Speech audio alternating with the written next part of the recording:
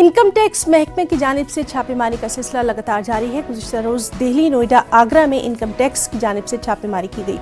आगरा में जूता बनाने वाली कंपनी के मालिक के घर और RCKK से जुड़े नोवा शूज कंपनी के मुख्तलिफ ठिकानों पर छापेमारी की गई। क्या कुछ है मामला, आइए देखते हैं।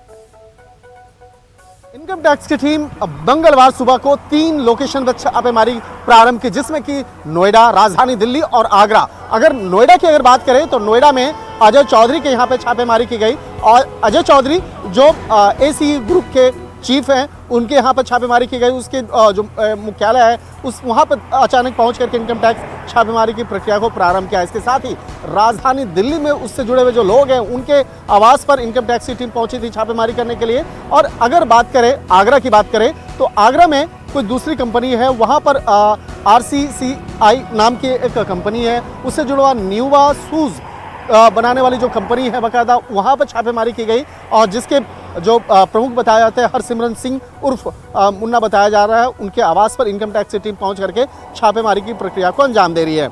अब बात करते हैं इस मसले की। इस मसले पर जो इनकम टैक्स जो जिस तरह से नोएडा और राजधानी दिल्ली में जो छापेमारी कर रही है, दरअसल ये मामला अचानक नहीं आया है। पिछले कुछ दिन पहले जिस तरह से कन्नौज के रहने वाले इत्र कारोबारी पुष्पराज जैन के यहाँ पर इनकम टैक्स की टीम ने छापेमारी की थी, उसी छापेमारी के दौरान अजय चौधरी का नाम सामने आया था। कुछ ऐसे महत्वपूर्ण इनपुट्स मिले थे, ऐसे डॉक्यूमेंट्स मिले थे जिसमें कि अजय चौधरी से संबंधित कुछ जो फिनेंशियल ट्रांजैक्शंस हैं वो इनकम टैक्स के रडार पर आया। और उसी मामले की गंभीरता को देखते हुए इनकम टैक्स ने इस मामले पर आगे की छापेमारी की प्रक्रिया को अंजाम दे रही है।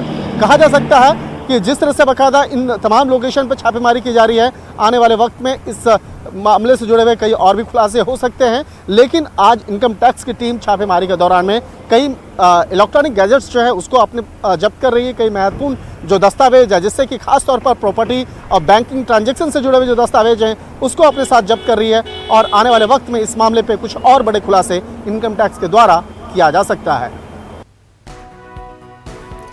असम्बली इंतखाबात से कबल यूपी की योगी हुकूमत संग बुनियाद और इफ्तिताही तकरीबात में मसरूफ़ है। इसी सिलसिले की कड़ी के तौर पर देवबंद में ATS सेंटर का संग बुनियाद रखा जाएगा। आज वज़ीर आला योगी आदित्यनाथ देवबंद में ATS सेंटर का संग बुनियाद रखेंगे। वाज़ेह रहे कि देवबंद की पहचान वहाँ कायम तारीख़ी और बैनुल अक़वामी सतह पर मशहूर दरसगाह दारुल उलूम देवबंद से है। देवबंद की पहचान वज़ीर आला के एक बयान के मुताबिक मगरबी यूपी में 12 ATS सेंटर कायम किए जाएंगे। वाज़ेह रहे कि मगरबी उत्तर प्रदेश में मुसलमानों की आबादी तकरीबन 26% है।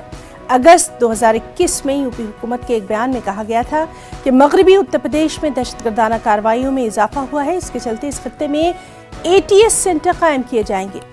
ताहम इंतखाबी माहौल में देवबंद में ATS सेंटर की संग बुनियाद को शक की निगाह से देखा जा रहा है।